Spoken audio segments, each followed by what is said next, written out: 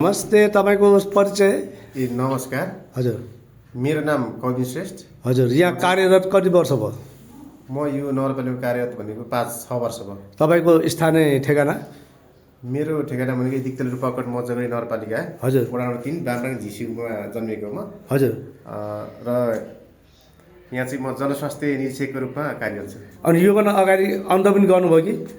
योभन्दा अगाडि मेरो लोकसिया रोसिया कति 73 सालमा भएको।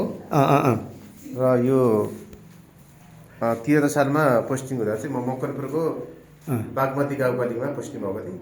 त्यहाँ प्रमुख कोन हुन्थ्यो?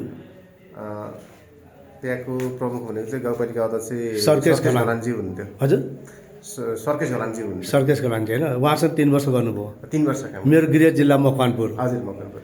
मेरो गृह सिटी हेटौँडा। हेटौँडा। मेरो अर्को सिटी चौरा बजार पनि राम्रो याद छ। राम्रो। ठुल्डामार हाटी सूर्य जम्मै थाहा छ। सबै थाहा छ। होइन? यी बिचमा श्रीपुर जुरेली छ दिन जम्मै थाहा छ। सबै थाहा छ। त्यो बाटो अनि झुरझुरे पनि थाहा छ। झुरझुरेमा चाहिँ अफिस छ, पालिका अफिस छ। ल उहाँले अब हाम्रो मकवानपुर जिल्लामा काम गरिसक्नु भएको रहेछ।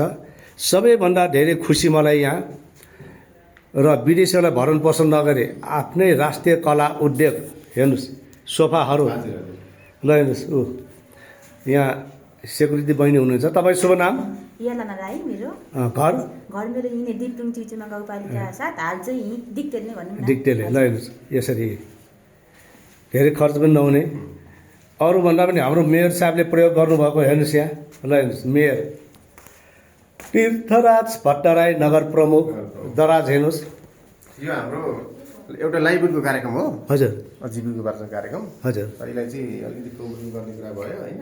ल हेर्नुहोस्, यसो भयो भने हामीले आफ्नै देशमा उत्पादन गर्न सक्छौँ, विदेशीलाई पैसा भरण पोषण गर्नु पर्दैन।